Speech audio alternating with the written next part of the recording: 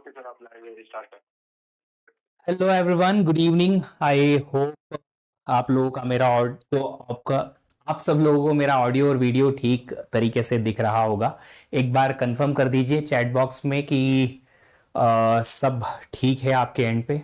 तो स्टार्ट करेंगे। Good evening, good evening, good evening. बहुत सारे बच्चे वेट कर रहे थे, काफी सारे स्टूडेंट्स इस कोर्स का वेट कर रहे हैं, काफी सारे स्टूडेंट्स क्लासेस चलने का वेट कर रहे हैं। नमस्कार, मेरा नाम विश्वदीप गोठी है और मैं आप लोगों को पढ़ाने वाला हूं कंप्यूटर ऑर्गेनाइजेशन एंड आर्किटेक्चर।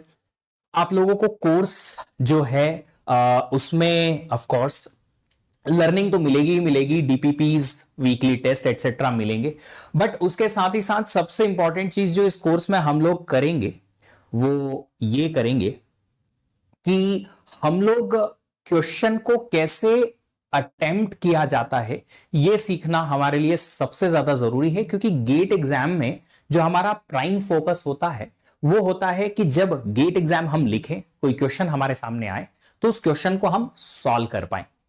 मैं यूजुअली जिस तरीके से पढ़ाता हूं उसका एक थोड़ा सा ग्लिम्स आपको दे देता हूं, ताकि हम लोग जिस लेक्चर को जब आगे बढ़ाएंगे या लेक्चर सीरीज को आगे बढ़ाएंगे, इस कोर्स को आगे बढ़ाएंगे, तो आप मेरे साथ सिंक कर पाए। ठीक है। तो पहली चीज जो है आप लोगों को जो करना है वो ये करना है कि आप लेक्चर देखते वक्त नोट्स नहीं बनाएंगे। नोट्स जो पीडीएफ है आपको वो तो मिल ही जाएगी, बट साथ ही साथ आप लोगों को लेक्चर देखते वक्त नोट्स बिल्कुल नहीं बनाने हैं। क्योंकि अगर आप लेक्चर देखते वक्त नोट्स बनाएंगे तो आप लोगों को ध्यान भटक जाएगा और फिर जो मैं एक्सप्लेन करूंगा वो समझ नहीं आएगा। तो प्लीज कोशिश करिएगा नोट्स आप बाद में बनाएं। जब लेक्चर फिनिश हो जाए उसके बाद एक बार दोबारा देख लो पीडीएफ डाउनलोड करके, और उसमें आप नोट्स को थोड़ा सा एडिट कर लो। अगर आपके पास प्रिंट करने का ऑप्शन है तो प्रिंट करके उसी के ऊपर लिख लो, या आपने खुद से जीरो से नोट्स बनाओ, बट नोट्स बनाइएगा। दूसरी चीज जो मैं आपसे हमेशा चाहूंगा वो ये चाहूंगा कि आप सब लोग डेली रिवीजन करके आइए। जो भी पढ़ेगा बच्चा इस कोर्स को, उसको ये मैंडेटरी है कि आज जो पढ़ाया है मैंने वो अगले दिन की क्लास के पहले आपको रिवाइज करके आना ही आना है। बिना रिवीजन के आप सब लोग अगर आएंगे तो लर्निंग आपकी ही डिफिकल्ट होगी। क्योंकि मुझे तो आता है, याद भी है, मैं तो पढ़ा दूंगा कि बेटा कल मैंने पढ़ाया था, परसों मैंने पढ़ाया था, बट आपको दिमाग में अगर रहेगा कि हाँ सर ने ये पढ़ाया था, तो आगे की चीजें ज्यादा अच्छे से क्लियर हो जाएंगी। जब मैं डीपी भी दूंगा उसके सॉल्यूशन भी प्रोवाइड करूंगा, वो सॉल्व करके लाइए। और इसके साथ कोशिश करूंगा कि ऑफ द रिकॉर्ड मतलब कि जो क्लासेस रेगुलरली चल रही हैं उसके अलावा आप सब लोगों को आपकी जो डाउट्स आएंगे वो डाउट्स जो हैं वो क्लियर कर दिए जाएं। अब काफी सारे स्टूडेंट्स जो हैं वो बोलेंगे कि सर हमें तो कुछ नहीं आता है। ऐसे बच्चे बोलेंगे सर हमको तो कुछ नहीं आता। बेटा हमारा काम ही तो है सिखाना, हम सिखाएंगे, जीरो से सिखाएंगे, एकदम हीरो तक सिखाएंगे। बस आपको पेशेंस चाहिएगा कि आप थोड़ा सा पेशेंस रखें, प्लस थोड़ी सी मेहनत एक्स्ट्रा करनी पड़ेगी। क्योंकि आपको कुछ भी नहीं आता है ऑफकोर्स, तो जीरो से लर्निंग को आगे बढ़ाने में टाइम लगेगा। अच्छा, आपसे ज्यादा प्रॉब्लम उन बच्चों को आएगी जिन्होंने गलत तरीके से सीखा हुआ है, तो पहले उनको अनलर्न करना पड़ेगा, फिर रीलर्न करना पड़ेगा, तो उसमें थोड़ी सी इशू आ जाएगी।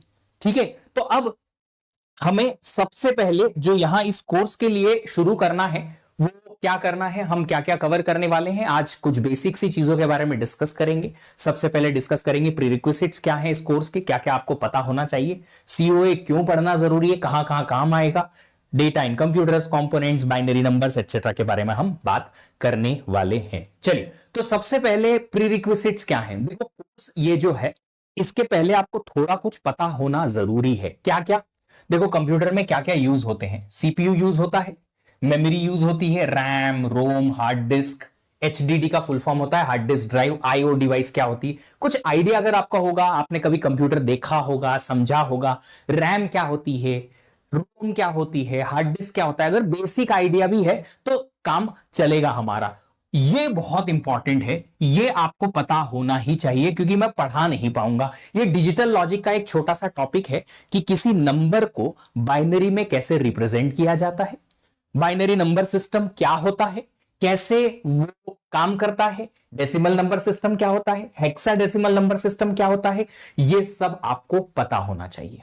ठीक है। आप थोड़ा सा बेसिक सा आइडिया कहीं से अगर ले लेंगे, हार्डली 1 घंटा आपको लगेगा और आपका काम बन जाएगा। अगर कोई बच्चा फर्स्ट ईयर सेकेंड ईयर में है, सेकेंड ईयर में है तो उसने फर्स्ट ईयर में कहीं ना कहीं ये टॉपिक पढ़ा होगा अपने फर्स्ट ईयर में।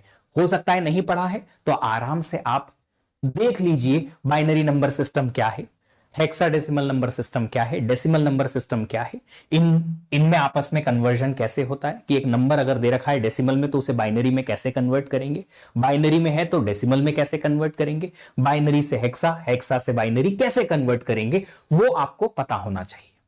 फिर बात आती है कुछ डिजिटल लॉजिक के बेसिक्स, मल्टीप्लेक्सर और डिकोडर के बारे में कि आपको पता होना चाहिए कि डिकोडर कैसे काम करता है। मुझे बहुत ज्यादा डिटेल नहीं चाहिए, सिर्फ यह पता होना चाहिए कि डिकोडर कैसे काम करता है, मल्टीप्लेक्सर कैसे काम करता है। इसके लिए आपको 5 से 10 मिनट का टोटल टाइम लगेगा, 5-5 मिनट दोनों में आप आराम से पढ़ सकते हो। आज के, कल के, अगले 2-3 दिन के लेक्चर्स में तो इतना ज्यादा, अगले 2 दिन स्पेशली इतना ज्यादा इनका यूज नहीं आएगा, तो आप थोड़ा सा टाइम निकालिए और एक बार पढ़ लीजिए। कोई इशू आता है तो मेरा पास टेलीग्राम चैनल आपका अवेलेबल है, आपके लिए मेरा टेलीग्राम चैनल अवेलेबल है विश्वदीप सर पीडब्ल्यू के नाम से, वो आप वहां पे एक्सेस कर सकते हो और वहां पे डाउट जो है ड्रॉप कर सकते हो अगर इनमें कोई इशू आपको आता है तो।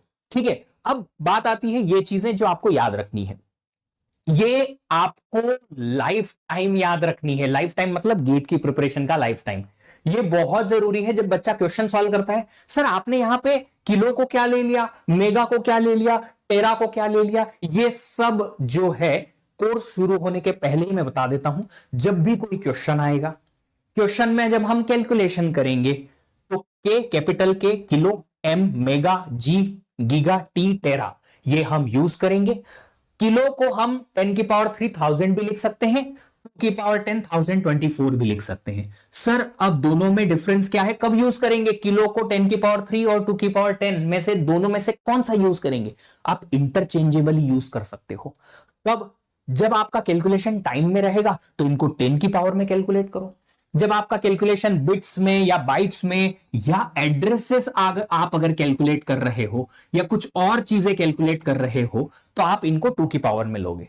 देखो ये एक्सपीरियंस के बेसिस पे स्लोली स्लोली आपको ऑटोमेटिकली समझ में आ जाएगा कि कहां क्या यूज करना है, बट एट बेसिक लेवल आपको ये याद रखना है।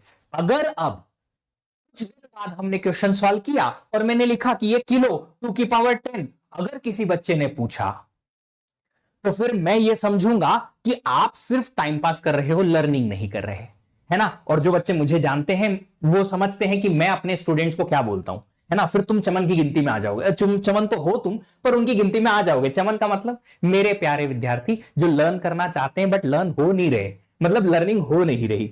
मेगा, मेगा को हम 2 की पावर 20 या 10 की पावर 6 कुछ लिखेंगे, गीगा ये, तेरा ये। अब यूजुअली हम ये 3 ही यूज करेंगे सबसे ज्यादा, पर आपके दिमाग में ये होना चाहिए, आपके दिमाग में ये होना चाहिए। ठीक है, चलिए ये कुछ बेसिक सी चीजें हैं। अच्छा, इसके अलावा एक और क्वेश्चन मैं आपसे पूछना चाहता हूं, वो ये है, सर बिल्कुल भी चैट नहीं देखेंगे, चैट तो हम देख रहे हैं, बट चैट में देखने लायक जब टाइम आएगा तब आपसे बातें भी करेंगे बेटा, है ना।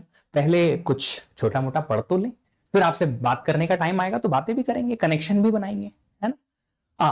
2 की पावर्स आपको पता है? अगर नहीं पता है तो पता होनी चाहिए। 2 की डिफरेंट डिफरेंट पावर्स होती हैं, 2 की डिफरेंट डिफरेंट पावर्स होती हैं। 2 की पावर 1 क्या होता है, 2 की पावर 2 क्या होता है, 2 की पावर 3 क्या होता है। इनको तो ऐसे रट्टा मार लो कि अगर तुमको आधी नींद में कोई उठाए और पूछे 2 की पावर 4 बता दो तो खटाक से आंसर आ जाए। कोई पूछे 32 इज 2 की पावर व्हाट, तो तुम नींद में से उठ के सबकॉन्शियस माइंड से बोल सकते हो कि इसका आंसर ये आएगा। इतना आपको इसको बार बार यूज कर करके अपने दिमाग में, टिप ऑफ द माइंड, मतलब अपना बर्थ डेट भूल जाओ पर ये मत भूलना, इतना याद रखना है, क्योंकि ये कोर्स सीओए में याद आएगा, डिजिटल लॉजिक में काम आएगा, ओएस में काम आएगा, कंप्यूटर नेटवर्क में काम आएगा, दूसरी जगह भी काम आ सकता है। 2 की पावर्स बहुत काम आएंगी। 2 की पावर 4 कितना होता है, टाइप करो 16, 2 की पावर 5 32, 2 की पावर 6 64, 2 की पावर 7 128, 2 की पावर 8 256, 2 की पावर 9 512, टू की पावर 10,024, आप टू की पावर 16 तक तो कम से कम याद रख ही लेना। ये कुछ बेसिक सी चीजें हैं जो कोर्स शुरू होने के पहले आपको पता होना मांगता है। चलिए अब सीओए हम पढ़ते क्यों हैं?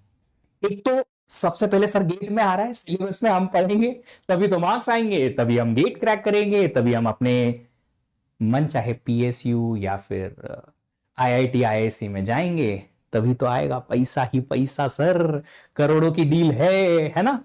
देखो सीओए में एक्चुअल में हम पढ़ते क्या है?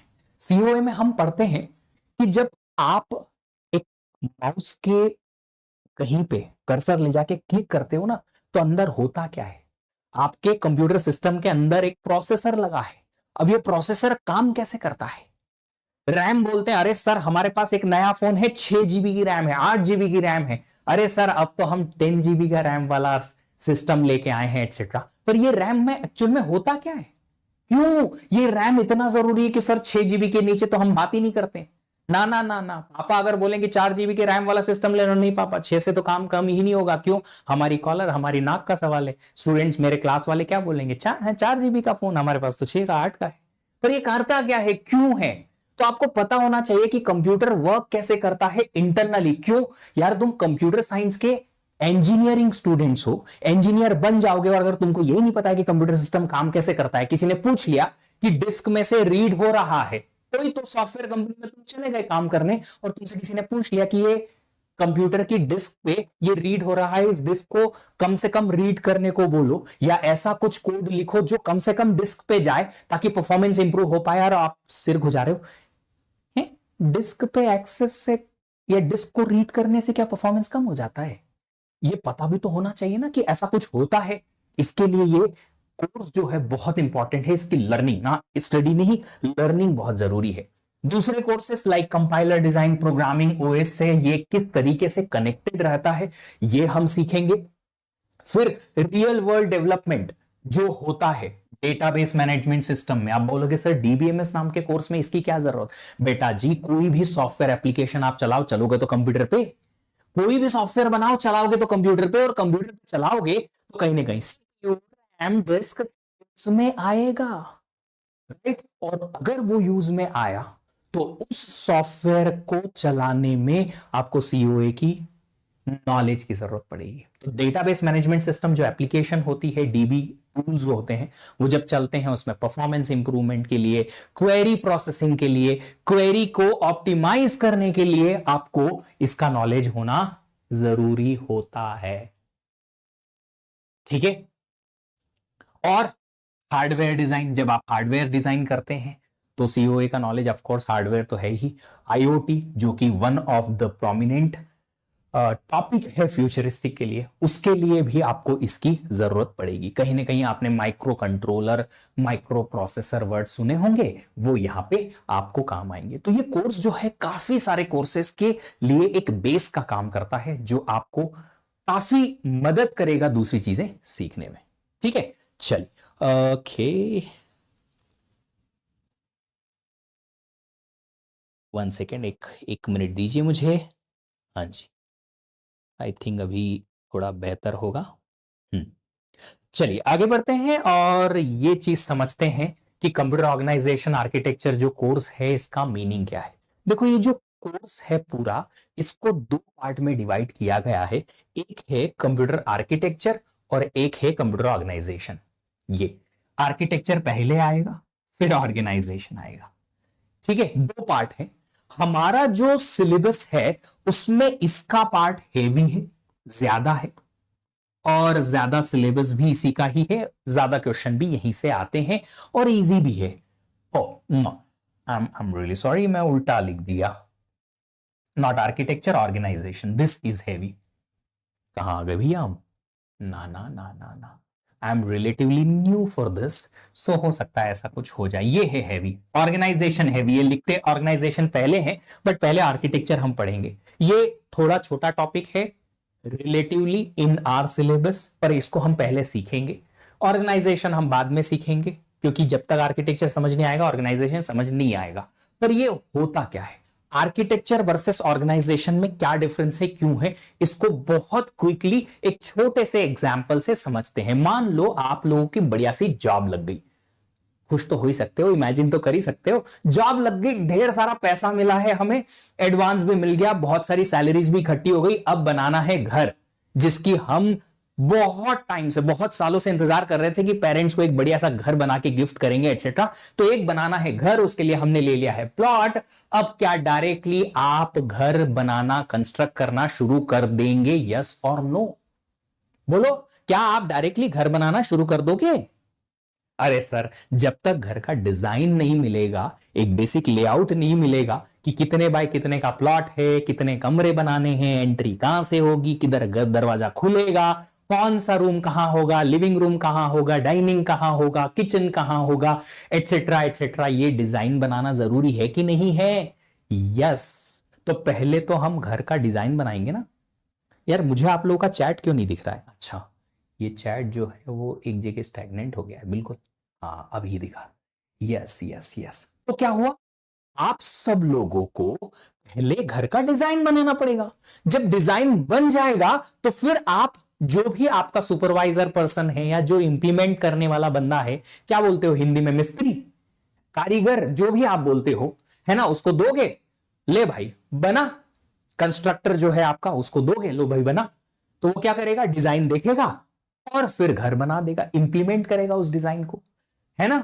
सही बात है, एग्जैक्टली यही चीज है। अब इमेजिन करिए कि आप इंटेल जैसी कंपनी में या एप्पल की कंपनी में, एप्पल ऑफ कोर्स सब जानते हैं, ऐसी कंपनी में एक ऐसी टीम के लिए काम कर रहे हो जहां पे नया प्रोसेसर डिजाइन होता है, नया प्रोसेसर का चिप डिजाइन होता है।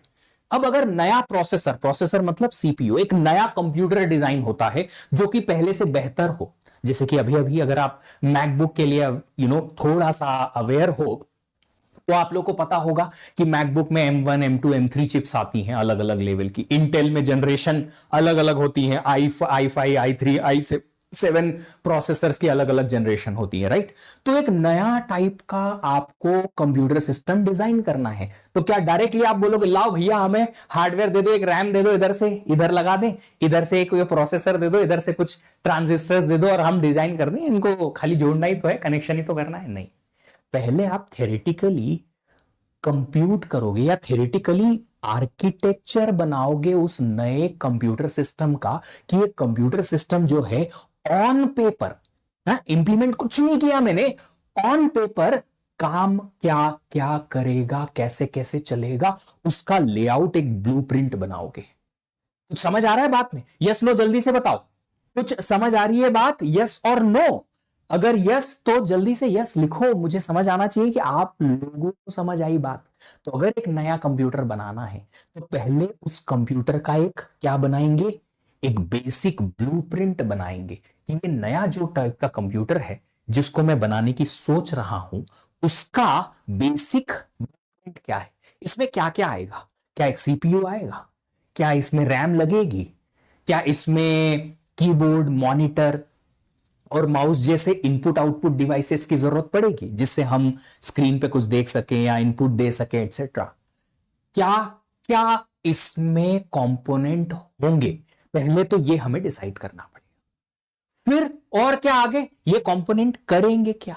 जैसे कि घर की डिजाइन के लिए आपने कहा कि हां सर हम घर बनाएंगे, तो घर की डिजाइनिंग में हमने क्या करना है, हमने पहले यहां पे क्या करना है, एक हाउस की डिजाइन के लिए हमें पहले प्लॉट मिला, इस प्लॉट पे हम यहां पे एक एंट्री दे देंगे, पार्किंग की स्पेस हो जाएगी, ये लिविंग रूम हो जाएगा, है ना, यहाँ पे एक डाइनिंग स्पेस हो जाएगी, यहाँ किचन आ जाएगा, एटसेट्रा एटसेट्रा।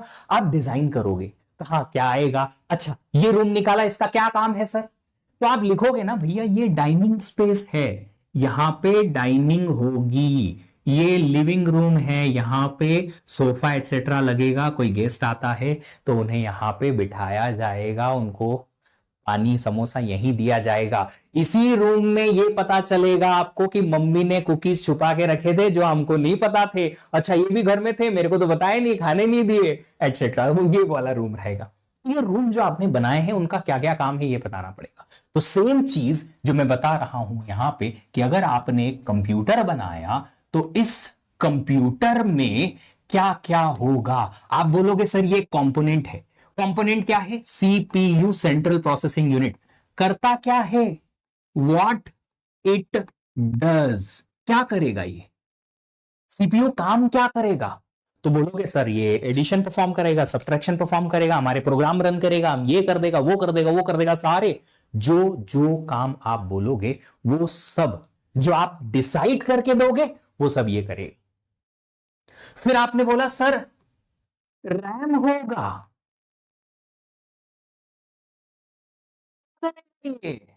बताओ। सर आपने कहा एक और आईओ, इनपुट आउटपुट डिवाइसेस, जिससे आप इनपुट लेंगे अपने सीपीयू के लिए, कंप्यूटर सिस्टम के लिए, या जिससे आप आउटपुट लेंगे, डिस्प्ले कराएंगे, प्रिंट कराएंगे, या स्पीकर लगाएंगे, जो भी जिससे भी आप इनपुट और आउटपुट प्रोवाइड कराएंगे अपने कंप्यूटर को। क्या करेगा? क्या करेगा ये? एग्जैक्टली ये क्या करेगा ये आपको आर्किटेक्चर में डिसाइड करना है। तो कंप्यूटर आर्किटेक्चर में क्या है? यहां पे फॉर्मल डेफिनेशन लिखी हुई है।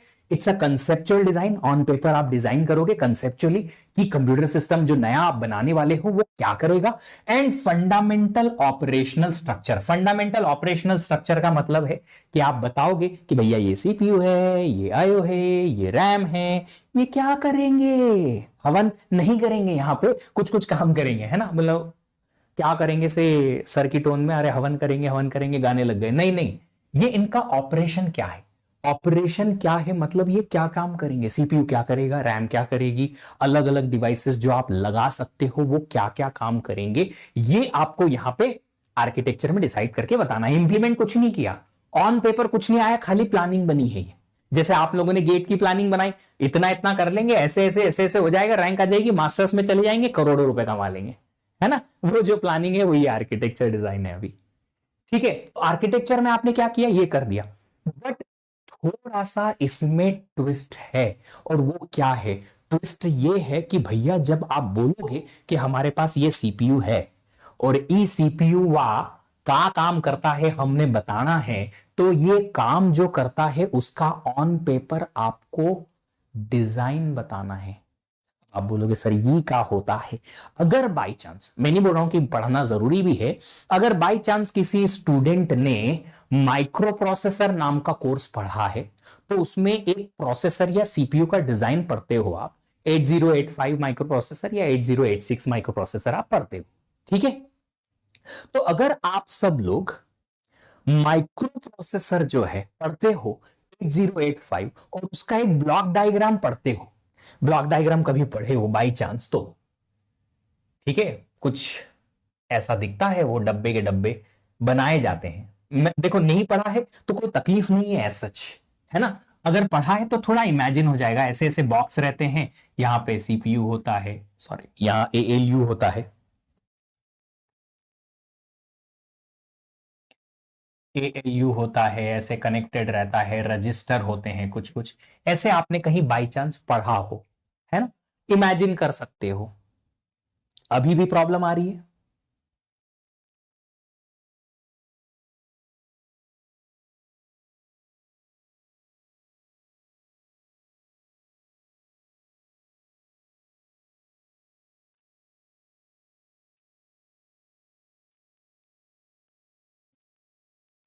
नहीं, हाँ नहीं, चलो अभी थोड़ा सा जो आज का है बेसिक वाला कवर कर लेते हैं, मैं कल से इसको इसको थोड़ा सा ठीक कर लूंगा। ऑल क्लियर है ना। चलिए, तो मैं क्या कह रहा था कि अगर बाई चांस माइक्रो प्रोसेसर पढ़ा है तो उसमें आप ब्लॉक डायग्राम पढ़ते हो, वो ब्लॉक डायग्राम ही है आर्किटेक्चर, कि सीपीयू के अंदर की डिटेल डिजाइन बतानी है। अब आप इमेजिन तो कर नहीं सकते, हाँ। तो एक चीज जो आपको यहां समझनी है वो ये है कि सीओए का कोर्स पढ़ना इज समथिंग लाइक एक थ्रिलर मूवी देखने जाना, थिएटर में, वो भी, और वो भी अकेले, किसी दोस्त के साथ नहीं, कोई पहचान वाला नहीं। अब देखो, क्या थ्रिलर मूवी में सारे सस्पेंस पहले मिनट में या पहले घंटे में ही क्लियर हो जाते हैं? नहीं। अगर 3 आवर्स की मूवी है तो आपको पूरे के पूरे सस्पेंस पूरे 3 घंटे में ही समझ में आएंगे? क्या हर एक लिंक जो यहां से यहां दिखाई जाती है, पहले घंटे में दिखाई जाती है, क्या आपको हर चीज कनेक्ट हो जाती है हर बार? नहीं।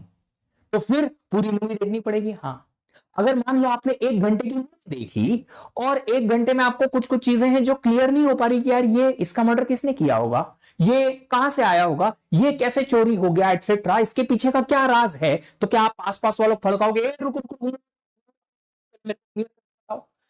नहीं करते हो ना ऐसा। आप वेट करते हो कि आगे का सीक्वेंस आएगा, जब पूरी मूवी हम देख लेंगे तब जाके चीजें क्लियर हो जाएंगी। एग्जैक्टली सेम चीज है सीओए पढ़ना। आपको फर्स्ट 5-6 लेक्चर्स ऐसे लगेंगे कि डाउट ही डाउट आ रहे, कुछ भी क्लियर नहीं हो रहा है, but once you will come into the flow, काफी सारी चीजें क्लियर हो जाएंगी।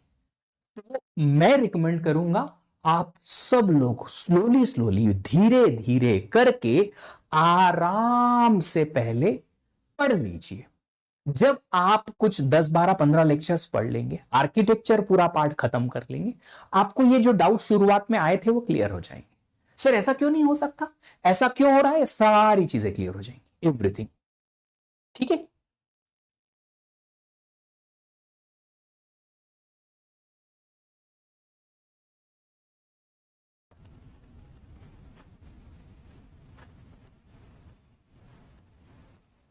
चलिए, ओके, अभी देखिएगा, अगर थोड़ा बेहतर है तो मुझे बताइएगा। ठीक है ना? चलिए, ओके। तो सीपीयू जो है उसका डिजाइन हमें देना है, तो आर्किटेक्चर में जो मेन चीजें हमें यहां पे मिलेंगी वो क्या क्या मिलेंगी? हमें मिलेगा इस कंप्यूटर आर्किटेक्चर में, अच्छा यहां लिखा है, एक तो डिटेल्ड सीपीयू का डिजाइन मिलेगा, ठीक है। फिर इंस्ट्रक्शंस मिलेंगे। क्या होते हैं सर इंस्ट्रक्शंस? हम पढ़ेंगे आगे जाके। अगर कुछ आइडिया है कोर्स का या माइक्रो प्रोसेसर का, तो मैं इतना बोल सकता हूं कि एक सीपीयू में किस किस टाइप के इंस्ट्रक्शन सपोर्ट होते हैं।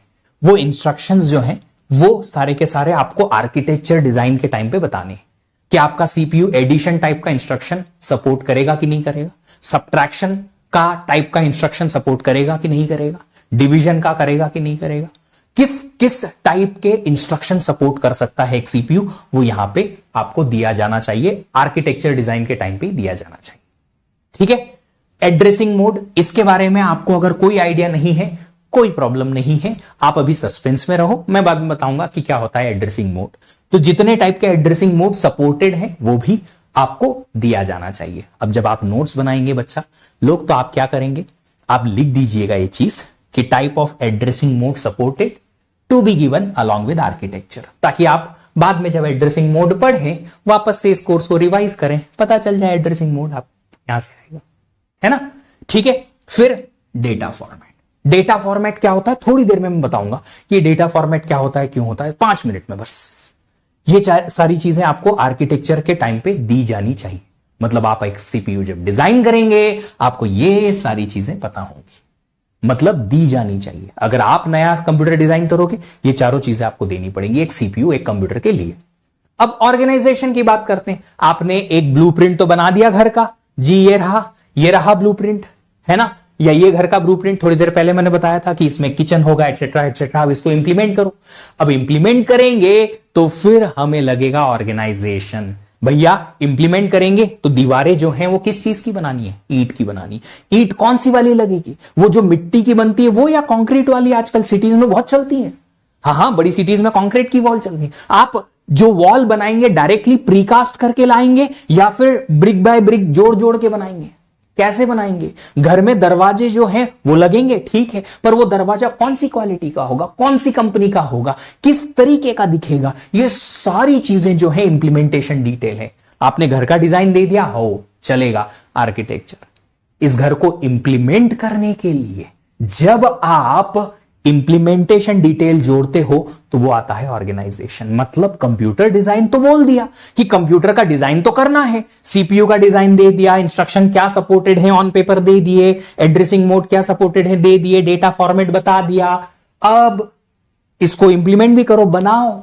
तो जब इंप्लीमेंट करेंगे तो इसमें जुड़ जाएगा क्या, इसके लिए काम आएगा organisation. So organisation is nothing but, what should I write here,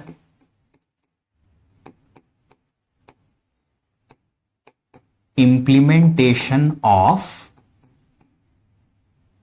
what, the computer architecture. जो आपने आर्किटेक्चर में डिसाइड किया कि ये कंप्यूटर बनना है, इसको आप इंप्लीमेंट करेंगे.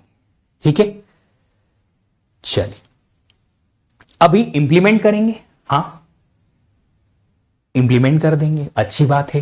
तो इंप्लीमेंटेशन में क्या आएगा, सीपीयू बोला आपने, सीपीयू बनेगा. पर ये सीपीयू जो है वो सीपीयू कैसे बनेगा, कैसे इंप्लीमेंट होगा, उसका फिजिकल वर्णन, पूरा फिजिकल डिवाइसेस से रिलेटेड वो डील करता है ऑर्गेनाइजेशन.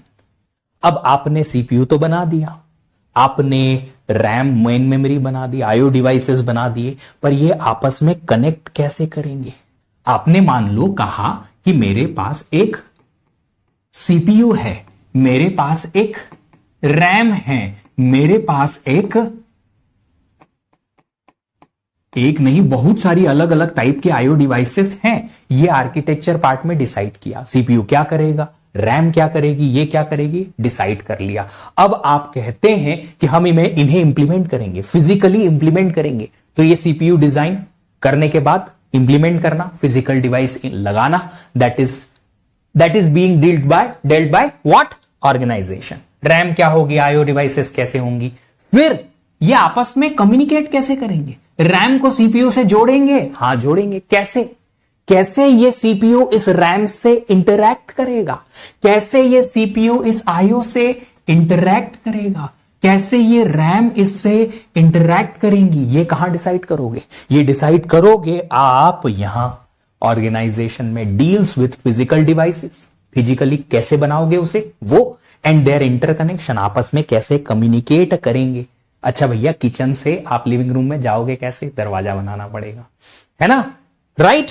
तो ये सारी चीजें कैसे आप बताएंगे, कहां बताएंगे आप, इंटरकनेक्शन आप बताएंगे ऑर्गेनाइजेशन में, इंप्लीमेंट करते टाइम बनाएंगे. फिर एक बहुत बड़ा पार्ट ऑर्गेनाइजेशन का ये है, क्या आपने बोल तो दिया कि सीपीयू इस रैम को एक्सेस करेगा, इस सीपीयू रैम को टच करने जाएगा, कम्युनिकेट करने जाएगा, बट इसका परफॉर्मेंस इंप्रूव चाहिए मेरे को.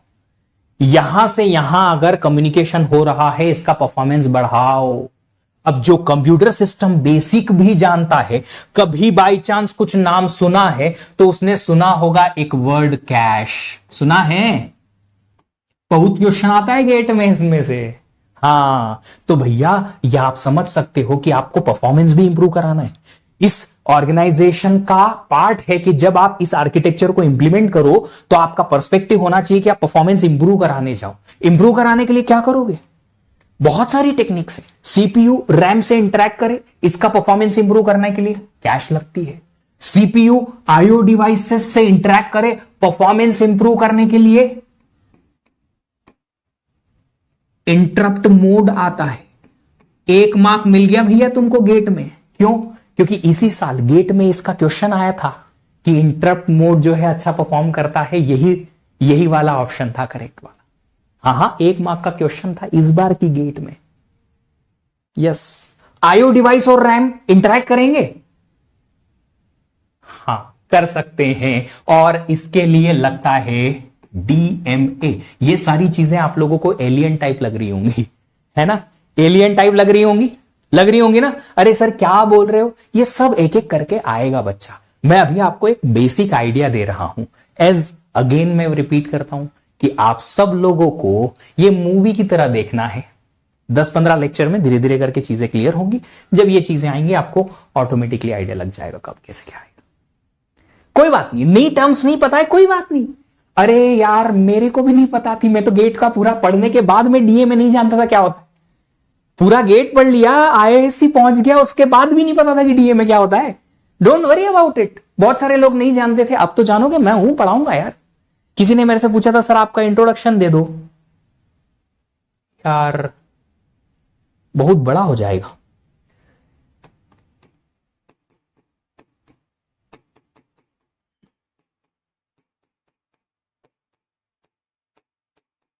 ये कुछ रैंक है मेरी गेट में कंप्यूटर साइंस में. मैं मास्टर्स करने गया था आईआईसी बैंगलोर, और उसके बाद फिर से मास्टर्स करने गया था मैं बिट्स पिलानी में। क्यों? क्योंकि मैं लर्न करना चाहता था डेटा साइंस को। तो एक और मास्टर्स मैंने यहां से किया, एमटेक, जो कि इन डेटा साइंस है।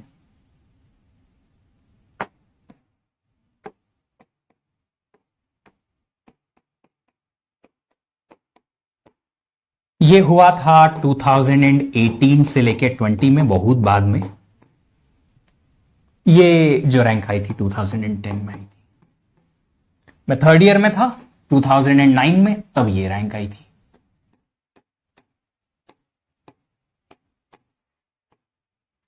टीचिंग की बात करें तो गेट टीचिंग में कर रहा हूं 2011 से, जब से मैं अपने कॉलेज में मास्टर्स में था।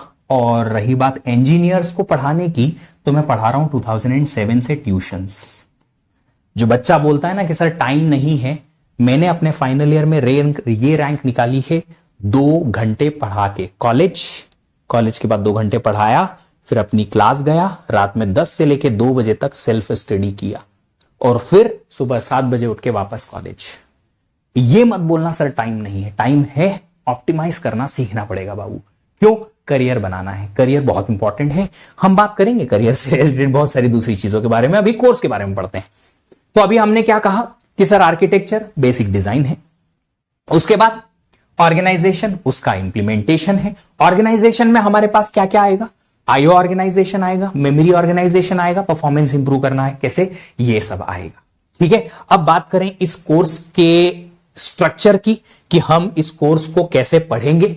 तो हमारा जो कोर्स का सिलेबस होगा, उसके टॉपिक कुछ इस तरीके से होंगे। सबसे पहले हम पढ़ेंगे बेसिक्स, जो आजकल 2-3 दिन में कवर हो जाएंगे। फिर हम जाएंगे आर्किटेक्चर के एक पार्ट इंस्ट्रक्शन चैप्टर पे, जो थोड़ी देर पहले मैंने बताया, और उसी में हम एड्रेसिंग मोड पढ़ेंगे।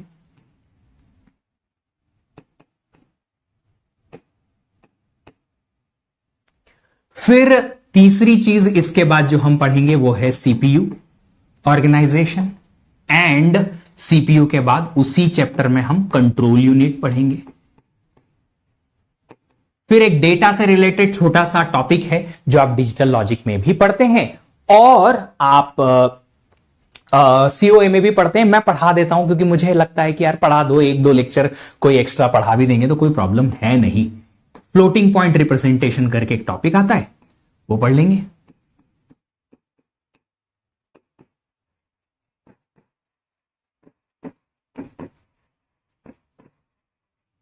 यहां तक आपका पूरा आर्किटेक्चर खत्म हो जाएगा।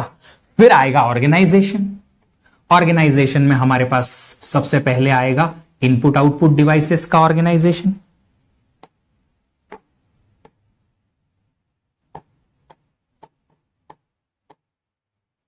फिर आएगा हमारे पास मेमोरी ऑर्गेनाइजेशन।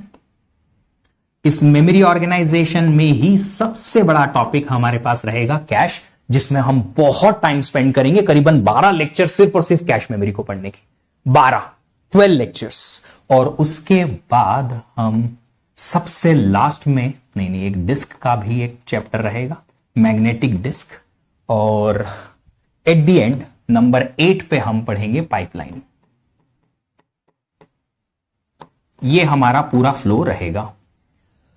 अब इसमें से अगर आप इंपॉर्टेंट टॉपिक को स्टार मार्क करना चाहते हो तो यहां पे स्टार की पावर n लगा दो, और यहां भी स्टार की पावर n लगा दो। मैथमेटिक्स के स्टूडेंट हो, जानते हो कि स्टार मतलब अनलिमिटेड स्टार। एक क्वेश्चन तो पक्का आएगा, 100% आएगा, ऐसा समझ लो। कैश मेमोरी से एक क्वेश्चन आएगा, पाइपलाइन से एक क्वेश्चन आएगा, आएगा ही आएगा। रेयरली ऐसा हुआ होगा कि एक किसी एग्जाम में नहीं आए।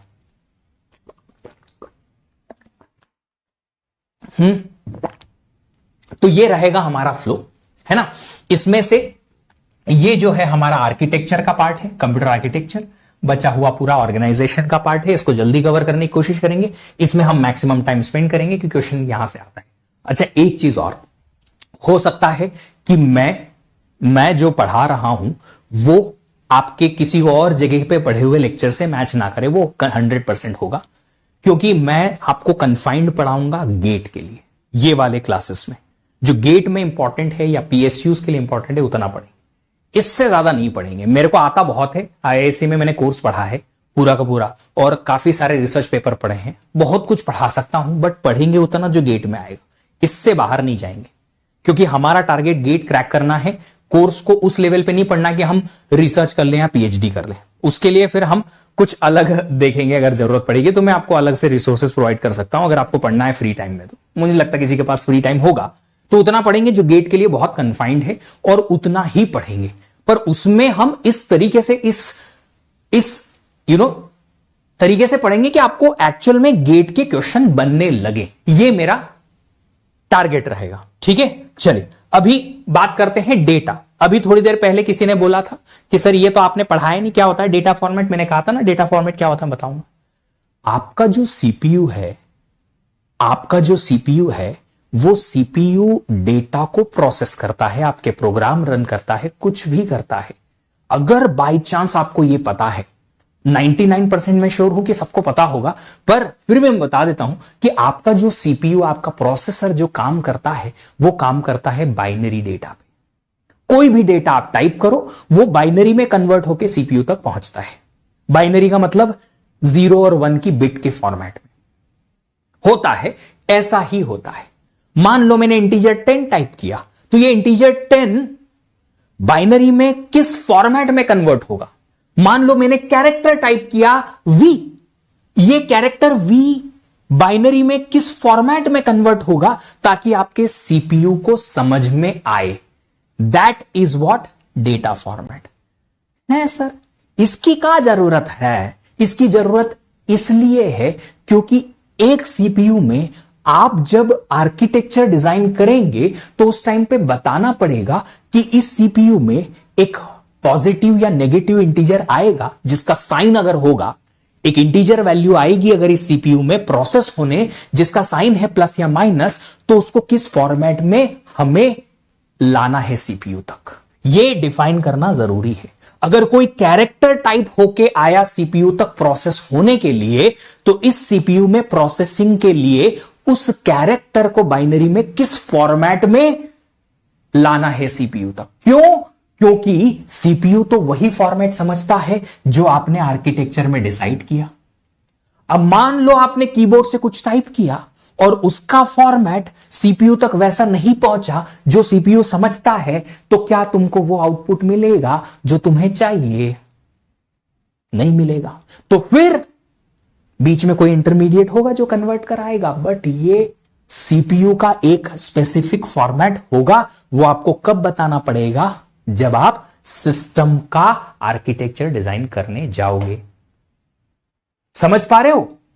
जिसने डिजिटल लॉजिक पढ़ा है ना, वो थोड़ा और शायद इसको कनेक्ट कर पाए कि एक इंटीजर जो पॉजिटिव नेगेटिव दोनों टाइप का होता है, उसको रिप्रेजेंट करने के 3 तरीके होते हैं। एक होता है साइंड मैग्नीट्यूड, एक होता है 1's कॉम्प्लीमेंट, एक होता है 2's कॉम्प्लीमेंट। अब इन 3 में से मेरा सीपीयू का आर्किटेक्चर कौन सा वाला फॉर्मेट समझता है, ये आपको आर्किटेक्चर लेवल पे बताना पड़ेगा। तो जब भी कभी एक इंटीजर आएगा सीपीयू में प्रोसेस होने, addition, subtraction, multiplication, division etcetera, कुछ भी काम करने के लिए, हिंदी में बोले तो जोड़ घटाव गुणा भाग करवाने के लिए, तो उसको उस फॉर्मेट में ही लाना पड़ेगा जिसमें सीपीयू समझता है। That is what the data format. ठीक है, तो मैं यहां पे डेटा फॉर्मेट की डेफिनेशन लिख देता हूं। What is the data format? शुरुआत में कुछ 2 से 3 लेक्चर जो है हमारे ऐसे स्लो स्लो चलेंगे, ताकि आप लोग मेरी टीचिंग स्टाइल में थोड़ा सा मिक्स्ड अप हो जाओ। उसके बाद फिर हम अच्छा पेस में रहेंगे। बहुत ज्यादा तेज नहीं दौड़ेंगे, बहुत ज्यादा स्लो भी नहीं चढ़ेंगे, सही सही पेस में दौड़ेंगे, क्योंकि ये मैराथन दौड़नी है हमें। काफी लंबा लेक्चर सीरीज रहेगा, अप्रोक्सीमेटली 40-42 लेक्चर्स हमें इस पूरे कोर्स को कवर अप करने में लगेंगे। ठीक है, चलिए, तो डेटा फॉर्मेट जो है वो क्या होता है? The format in which data is represented in binary to process in CPU. CPU को प्रोसेस करवाने के लिए बाइनरी में डेटा को किस फॉर्मेट में आप लिखोगे, वो सब आपको डेटा फॉर्मेट बताएगा। ठीक है, चलिए अब आगे की बात करते हैं। अच्छा, एक चीज और है ना, जब आप मूवी देखने जाते हो ना, तो मूवी देखते वक्त सिर्फ मूवी पे कॉन्सेंट्रेट करते हो, है ना। ऑफ कोर्स यार, एंटरटेनमेंट होता है तो करते हैं, बट यूजुअली जब बच्चा क्लास देखने आता है ना, तो क्लास देखते वक्त दूसरी सारी चीजों की पंचायती उसे होती है। ये क्लास हाँ चल रही, ये तो फिर रिकॉर्डेड मिल ही जाएगा, हम देख लेंगे अगले 3 4 5 साल में। हैं बहुत सारे बच्चे ऐसे हैं जो 4 4 साल से प्रिपरेशन कर रहे हैं, पर उनका कॉन्सेंट्रेशन ही नहीं है लर्निंग में, तो चलता रहता है वो साल साल। आपका काम है पढ़ना, क्लास में आए तो पढ़ो, दूसरी चीजों की पंचायती जो है इधर उधर की हम बाद में बात करेंगे, डिस्कस करेंगे लेटर, बट अभी इसके बारे में बात करते हैं, है ना। तो डेटा इन कंप्यूटर्स जो है वो किस किस टाइप का होता है, जो हमारा सीपीयू देखेगा, या तो एक डेटा नंबर हो सकता है, या फिर डेटा जो है कैरेक्टर हो सकता है।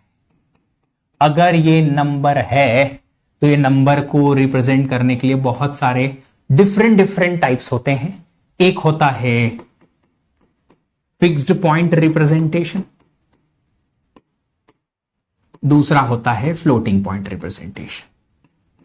किसी डेटा को कैसे रिप्रेजेंट आप कराएंगे उसमें। अब फिक्स्ड पॉइंट रिप्रेजेंटेशन में भी आपके पास जो आएगा वो आएगा कि क्या ये जो फिक्स्ड पॉइंट रिप्रेजेंटेशन में डेटा आया है वो उसका साइन है कि नहीं है। Is it an unsigned number और इट्स अ साइंड नंबर।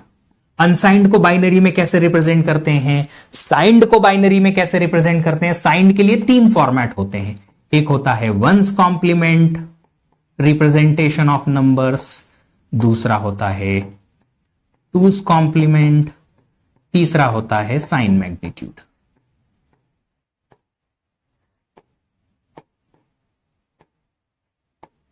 ठीक है, तो ये बाइनरी में कैसे लिखे जाते हैं, ये बाइनरी में नंबर जो डेटा आया है उसे कैसे लिखना है, बाइनरी में फ्लोटिंग पॉइंट रिप्रेजेंटेशन कैसे रिप्रेजेंट होता है, ये हमें कब बताना पड़ेगा, जब आप आर्किटेक्चर डिजाइन करोगे। इनमें से कौन सा ये किस टाइप का, इसका पूरा का पूरा फॉर्मेट आपको पहले से डिसाइड करना है, और ये आर्किटेक्चर में ही डिजाइन हो जाता है।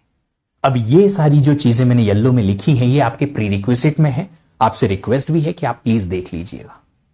बाई चांस कभी अगर सीओए प्रीरिक्विजिट में कहीं आपको यूट्यूब पे ही कुछ वीडियो मिल जाए तो देख लेना, नहीं तो आप जो मैंने टॉपिक के नाम बताए वो आप प्लीज सीख के आइएगा। थोड़ा सा एक बेसिक आइडिया आपको अगर लग जाएगा तो आपको काफी मदद मिलेगी इसमें, है ना। बात आती है फ्लोटिंग पॉइंट की, तो ये मैं पढ़ाऊंगा आपको, आई विल टीच, जो मैंने टॉपिक आपको बता दिया। अब बात करते हैं कैरेक्टर की। डेटा कैरेक्टर फॉर्म में अगर आया तो उसे रिप्रेजेंट करने के लिए आपके पास 2 अलग अलग रिप्रेजेंटेशंस होते हैं। एक होता है ASCII जो आप सी प्रोग्रामिंग में भी पढ़ते हैं, और एक होता है एक्सटेंडेड BCDIC। फुल फॉर्म मैं बोल देता हूं, आप लिख लेना। American standard code for information interchange, American standard code for information interchange, extended binary coded decimal interchange code. ये दोनों वो एनकोडिंग सिस्टम है जिसमें आप कैरेक्टर्स को रिप्रेजेंट कराते हो बाइनरी में।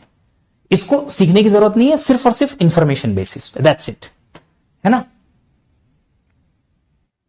चलिए, तो ये था डेटा इन कंप्यूटर सिस्टम। पर ये सब जो डेटा है वो कौन से सिस्टम में होगा, आपको सब कुछ बाइनरी में कन्वर्ट करना पड़ेगा, 0 और 1 के फॉर्मेट में, ताकि ये आपके सिस्टम में प्रोसेस हो पाए।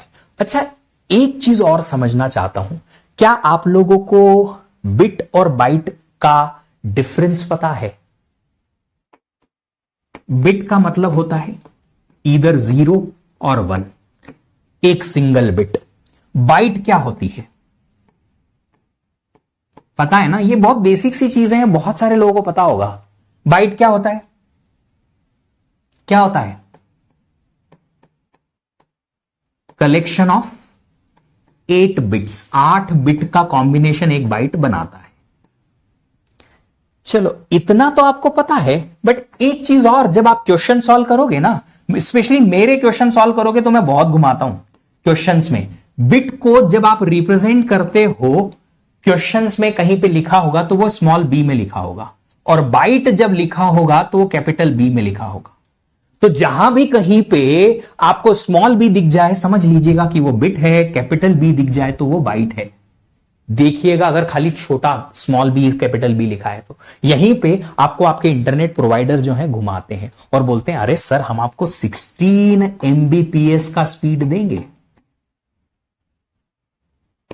छोटा सा बी लिख के, और आपको बड़ा बेवकूफ बनाया जाता है यहां पे। ठीक है, इतना आपको ये पता होना जरूरी है, ये बिट्स है। ठीक है, चलिए ये बहुत बेसिक सी चीजें हैं, कुछ आपको पता होनी चाहिए। बात करते हैं बाइनरी नंबर की। ऑलरेडी मैंने बाइनरी नंबर के बारे में सब कुछ यहां पे बता दिया है, प्री रिक्विजिट के लिए आपको कहा गया है। प्लीज थोड़ा सा प्री रिक्विजिट जो है देख के आइएगा, आपको डिटेल में पता चल जाएगा कि वो क्या है, क्यों है, कैसे।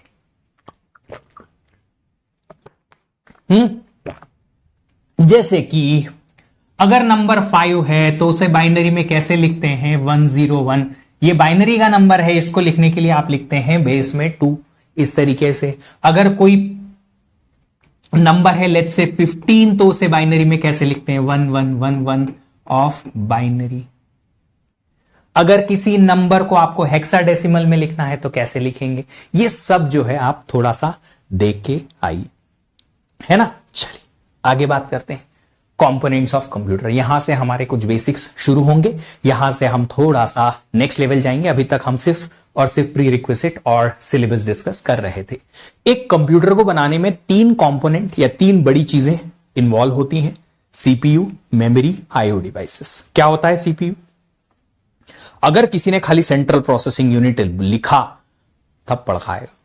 ओ भाई साहब फुल फॉर्म नहीं पूछ रहा, डेफिनेशन पूछ रहा हूं मैं, बहुत अंतर होता है।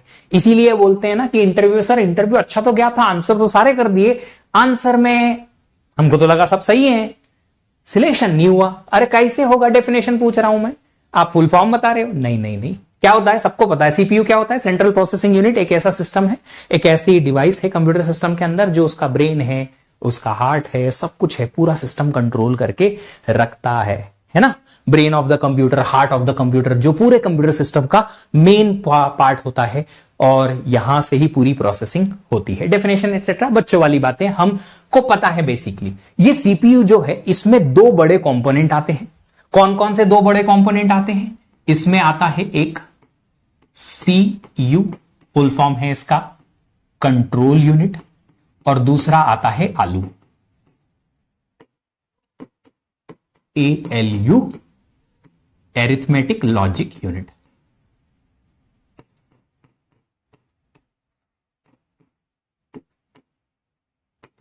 क्या काम है? कंट्रोल यूनिट जो है वो घर की मम्मी है?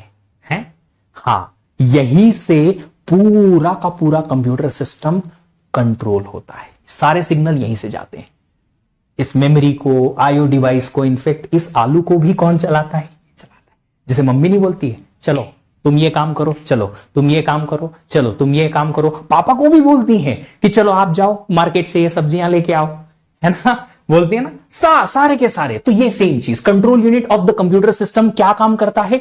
कंट्रोल करता है किसको? पूरे हार्डवेयर को, कंप्यूटर सिस्टम से जो कनेक्टेड है उसको। मतलब किस डिवाइस को कब क्या करना है कौन बताएगा? कंट्रोल यूनिट बताएगी। कैसे बताएगी? सिग्नल भेज भेज के। कौन से, कैसे सिग्नल? चलो ऐसे वाले नहीं, ऐसे सिग्नल तो हम भेजते हैं, ह्यूमन भेजते हैं। यहां सिग्नल्स जो हैं वो कनेक्शंस के थ्रू जाते हैं, वायर्ड कनेक्शन होते हैं, वायरलेस नहीं होता। कंप्यूटर सिस्टम के एक कंप्यूटर के अंदर वायरलेस नाम की कोई चीज नहीं है, सारे वायर्ड ही हैं। कंप्यूटर सिस्टम के अंदर की बात कर रहा हूं मैं, है ना। तो वायर्ड कनेक्शन होते हैं कंट्रोल यूनिट से। मेमोरी भी, रैम रोम जो आपके होते हैं, आपका जो डिस्क लगा होता है, आप हार्ड डिस्क लगाओ या SSD ड्राइव लगाओ, वो कनेक्टेड रहते हैं। ALU कनेक्टेड रहता है, ये कनेक्टेड रहता है, सारे सिग्नल जाते हैं वायर के थ्रू, और वो सिग्नल के बेसिस पे सारे काम करते हैं। तो कंट्रोल यूनिट क्या काम करता है? कंट्रोल करने का काम करता है ना। फिर आता है ALU, ये परफॉर्म करता है ऑपरेशन। किस टाइप के? एरिथमेटिक और लॉजिक ऑपरेशन। ये घर के पापा हैं, काम करते हैं, सब पूरा काम यही करते हैं, बट अपनी मर्जी से नहीं करते, इधर से आते हैं सिग्नल्स, ये जो सिग्नल भेजेंगे वही ये काम करते हैं बस, पर करते कौन है, ये करते हैं। तो एरिथमेटिक लॉजिक यूनिट एएलयू जो है वो एक one of the main components है सीपीयू का, जो कि काम करता है प्रोसेसिंग का। एरिथमेटिक ऑपरेशंस, एरिथमेटिक मतलब एडिशन, सब्ट्रैक्शन, कॉम्प्लीमेंट, फिर डिवीजन, मल्टीप्लीकेशन, जितने भी एरिथमेटिक ऑपरेशंस आपको पता है वो सब ये, इंक्रीमेंट डिक्रीमेंट सब ये कराता है। लॉजिक ऑपरेशन, अगर आपने लॉजिक्स पढ़े हैं, एंड और, नॉर, एक्स और, सब कुछ वो भी यही कराता है। फिर आती है बात मेन मेमोरी की। तो मेमोरी एक ऐसा कंपोनेंट है जिसमें डेटा स्टोरेज होता है कंप्यूटर सिस्टम के अंदर। अब वो डेटा स्टोरेज परमानेंट भी हो सकता है जैसा आपके हार्ड डिस्क में होता है, टेम्पररी भी हो सकता है जो आपकी रैम में होता है। तो दो टाइप का मेमोरी कंपोनेंट हमारे पास आता है यहां पे। एक आता है प्राइमरी या मेन मेमोरी,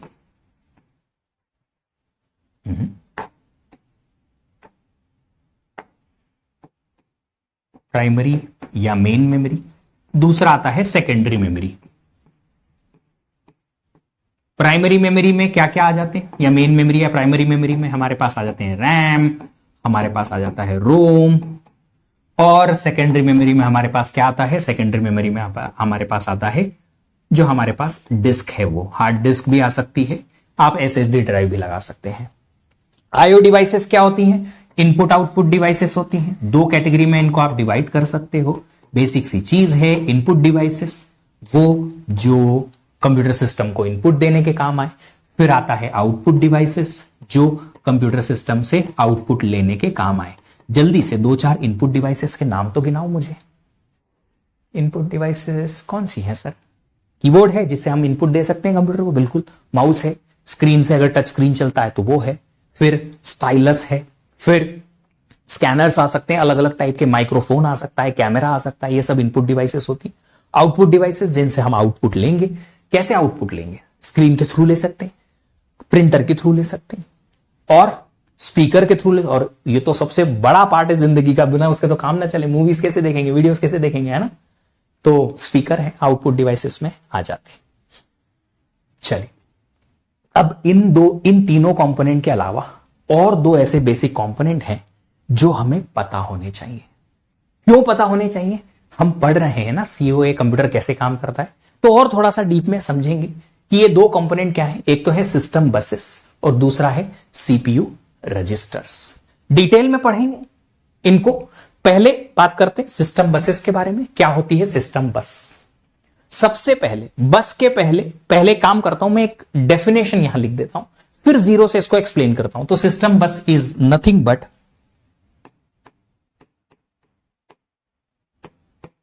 कलेक्शन ऑफ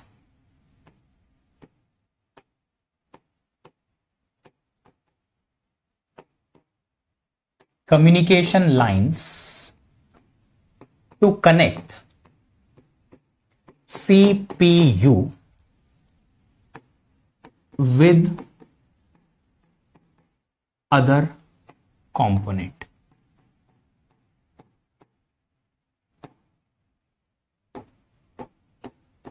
ऐसा लिखना चाहिए।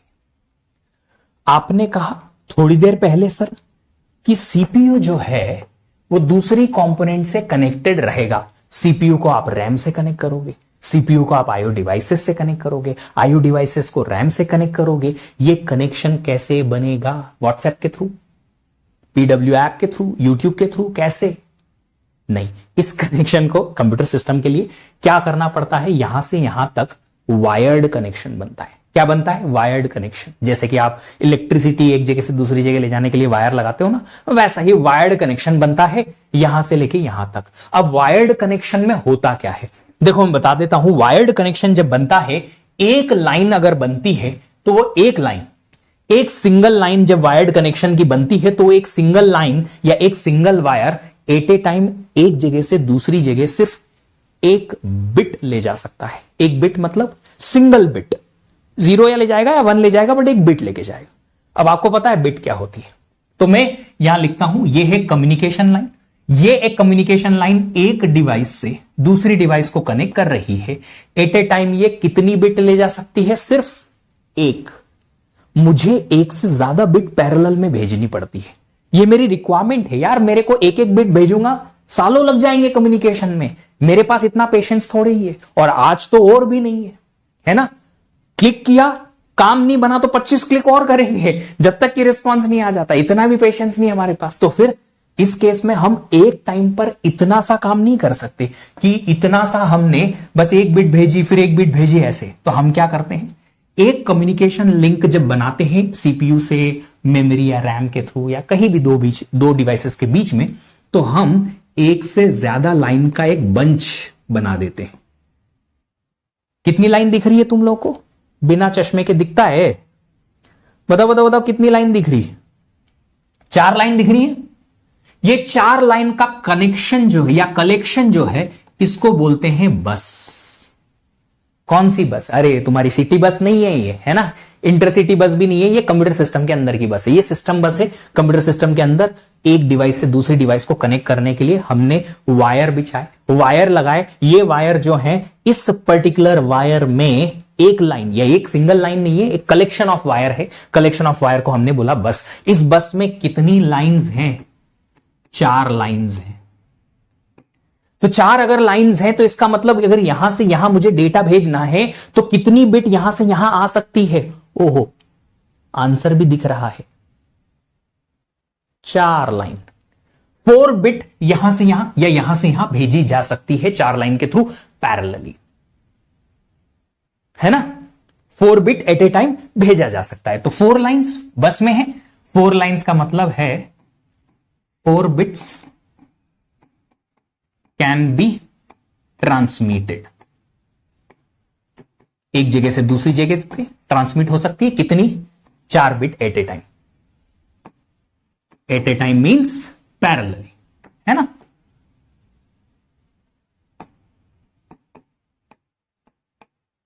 ये हो गया बस।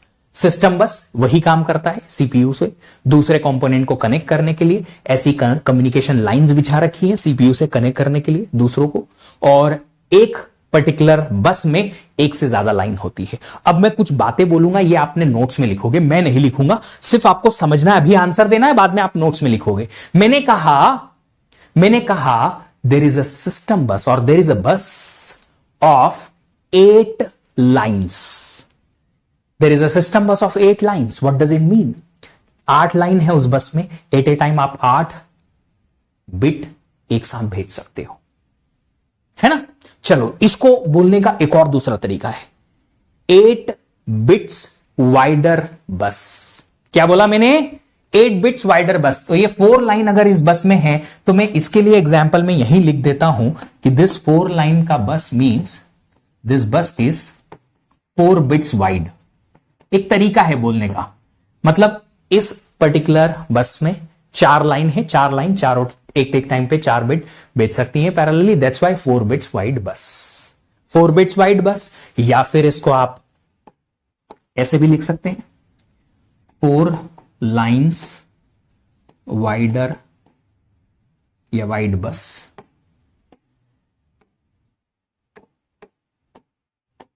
ऐसे भी लिखा जा सकता है। अब ये छोटी छोटी टर्म्स है ना, क्वेश्चन में आती है, सर ये 4 बिट वाइड बस का मतलब ही समझ में नहीं आया हमें। आएगा छोटी छोटी चीजें क्वेश्चन में ऐसे कंपोनेंट बन बन के बूंद बूंद से घड़ा भरेंगे हम। समझ में आया बस का मतलब क्या है? जल्दी से यस नो बताओ।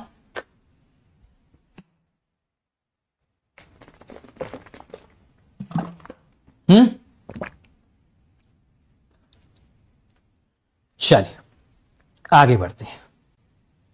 अब ये जो सिस्टम बस है सीपीयू से दूसरे कंपोनेंट को कनेक्ट करने के लिए, इनको हमने 3 कैटेगरीज में डिवाइड किया है। कैटेगरी किस टाइप की?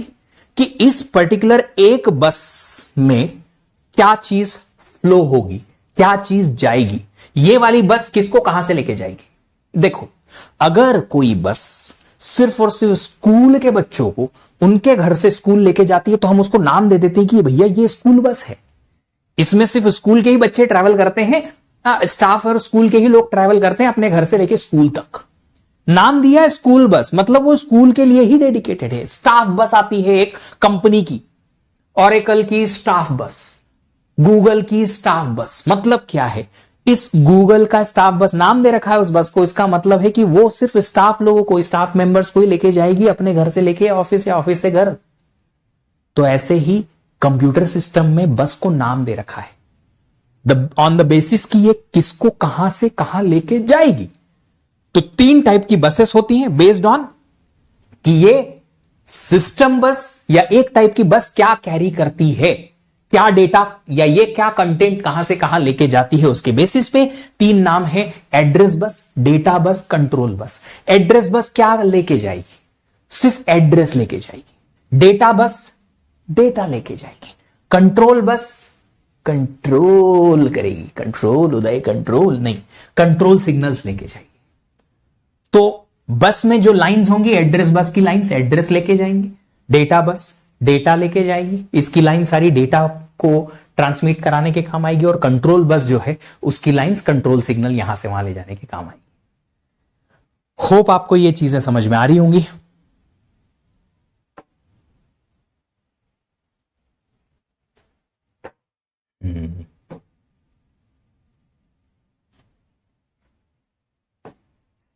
अरे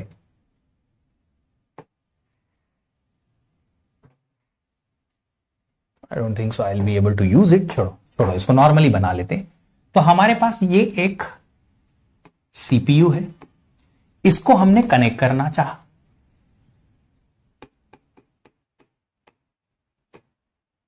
मेमोरी और आईओ डिवाइसेस से।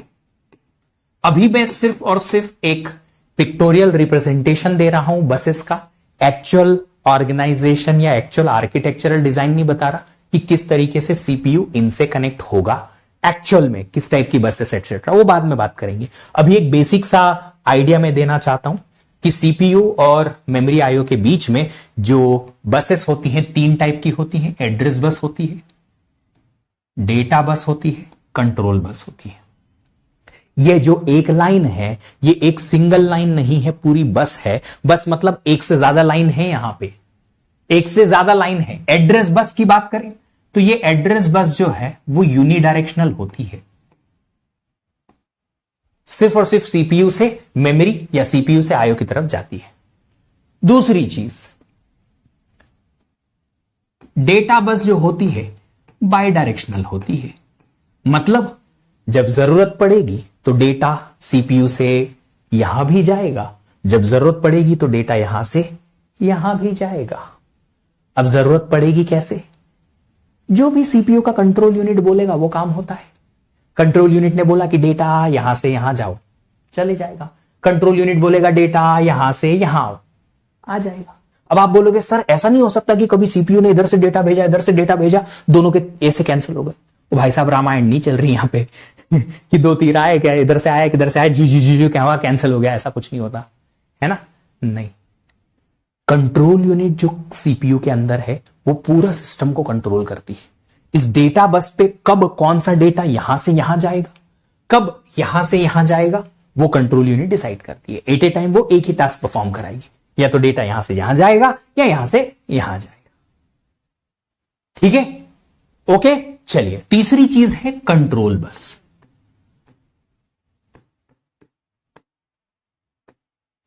है ना। अब ये कंट्रोल बस जो है वो दिखाते तो हम बाई डायरेक्शनल है, ये तीनों बसेस हैं, मतलब बहुत सारी लाइंस हैं। इसकी लाइंस प्योरली यूनिडायरेक्शनल है कि डेटा मतलब एड्रेस यहीं से यहीं जाएगा। इसकी बाई डायरेक्शनल है इस तरीके से कि जब जरूरत पड़ेगी यहां से यहां, जब जरूरत पड़ेगी यहां से यहां, दोनों तरफ फ्लो हो सकता है। एट ए टाइम एक ही डायरेक्शन में होगा, या तो इधर जाएगा या इधर जाएगा। ठीक है। कंट्रोल बस का जो बस है उसमें बहुत सारी लाइंस हो सकती हैं, ऑफ कोर्स होंगी सर। ये जो लाइंस हैं कंट्रोल बस की, ये लाइंस यूनिडायरेक्शनल होती हैं। कुछ एक लाइन इधर से इधर जाएंगी, कुछ एक लाइंस इधर से इधर जाएंगी। तो मैं यहां पे एक पॉइंट लिख रहा हूं, कलर देखना ये दिख रहा है कि नहीं दिख रहा है। Individual lines of control bus are uni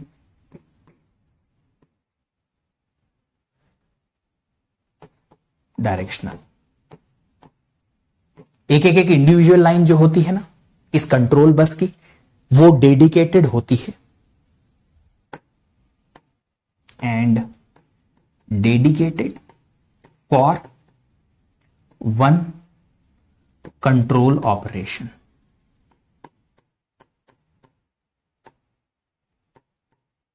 तो मान लो एक लाइन है जो सीपीयू से मेमोरी पे जा रही है, ये वाली।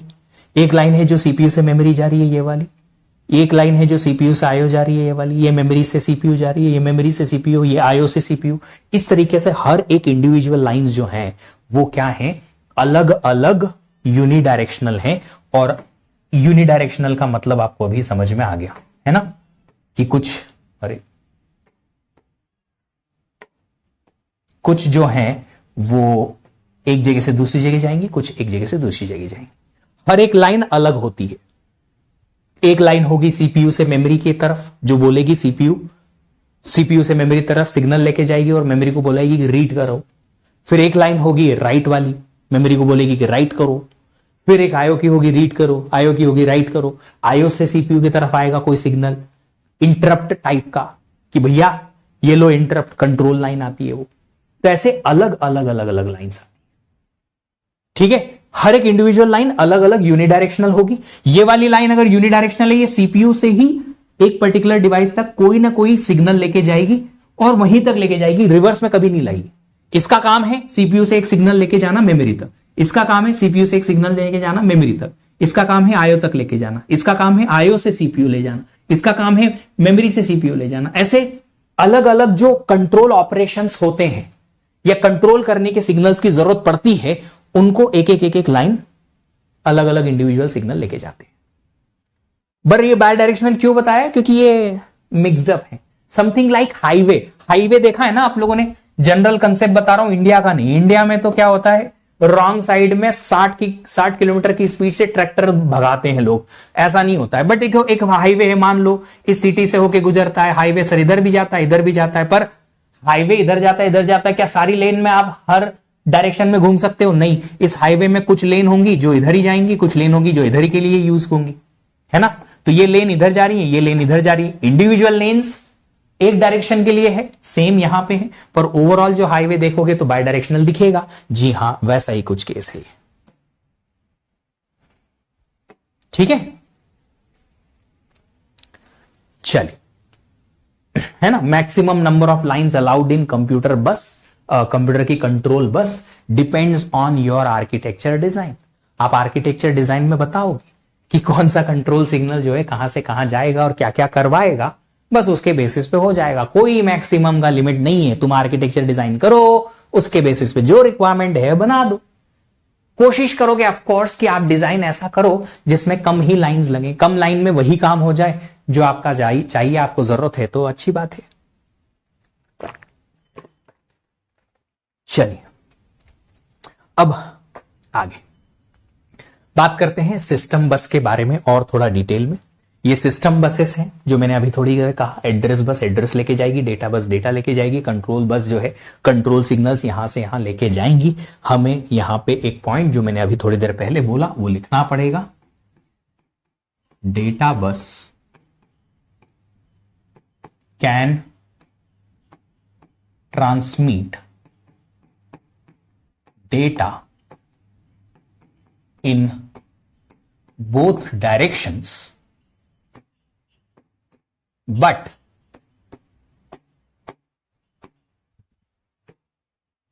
at a time only in one direction, है ना। अच्छा, एक बात बताओ, क्या रोड डिसाइड करती है कि उस पे कौन सी वाली कार कब जाएगी? कार का मालिक डिसाइड करता है कि कौन सी वाली कार किस डायरेक्शन में कहां से कहां जाएगी। डेटा बस के लिए भी यही है। बस is nothing but the road, कि कंटेंट यहां से यहां चले जाए या यहां से यहां जाए। इस पे कौन सा कंटेंट जाएगा, कब जाएगा, ये अंदर मालिक बैठा हुआ है, इसके अंदर कंट्रोल यूनिट, वो डिसाइड करती है कि कौन सा कंटेंट इससे इधर जाएगा या इससे इधर आएगा, है ना। चल, अब बात करते हैं हम प्रीरिक्विजिट्स के बारे में, जो मैंने आपको ऑलरेडी बताया। मैं चाहता था कि आप सब लोग जो है वो इस चीज को देख लें मैंने एक मैसेज पढ़ा, सर आज के लिए छोड़ दो। ओ हो, पूरी जिंदगी के लिए छोड़ दिया बेटा, जा जी ले अपनी जिंदगी, मजे कर ले। अच्छा, आप सब लोग का एक्चुअल में टारगेट क्या है? जल्दी छोड़ना, घर जाना, मजे करना, क्या टारगेट क्या है? फंस गया बेटा तू। देखो एक चीज याद रखो, अगर किसी ने ऐसी बातें अगली बार क्लास में करी, वो पक्का रोस्ट हो जाएगा फिर, है ना। और मत बोलना सर मजे लेते हैं, मजे लेंगे और पूरी क्लास के सामने मजे लेंगे। छोड़ देंगे बेटा, 6 बजे के बाद आपकी क्लास नई चालू होने वाली है, मैं छोड़ दूंगा, है ना, बट ठीक है। हाँ, तो नंबर सिस्टम, बाइनरी क्या होता है, हेक्साडेसिमल क्या होता है, डेसिमल क्या होता है, ये नंबर सिस्टम आप प्लीज पढ़ के आइए। Conversion from one system to another, ये आप पढ़ के आइए कि आप बाइनरी से हेक्सा, हेक्सा से बाइनरी कैसे कन्वर्ट करेंगे, बाइनरी से डेसिमल, डेसिमल से बाइनरी कैसे कन्वर्ट करेंगे। Signed number, sign magnitude, one's complement, two's complement, basic पढ़ के आइए कि कैसे रिप्रेजेंट होते हैं। डिकोडर, मल्टीप्लेक्सर कैसे काम करते हैं, ये पढ़ के आइए। अभी इनकी जरूरत अभी तुरंत नहीं है, you can take 3 to 4 days, कोई प्रॉब्लम नहीं है, बट ये मुझे आपको अगले 2 दिन के अंदर अंदर समझ में आना चाहिए, आज और कल के बाद से फिर मैं आगे जब जाऊंगा तब मुझे यहां इनकी और इनकी और इनकी और इनकी जरूरत पड़ेगी। और फिर अगर आप सब लोगों को वो पता नहीं होगा, आप स्ट्रगल करेंगे। सो प्लीज थोड़ा पढ़ के आइए। नहीं समझ में आता है तो यार एक ग्रुप है, टेलीग्राम ग्रुप, मैं ग्रुप की लिंक कैसे शेयर करूंगा? शेयर कर सकता हूं क्या लिंक?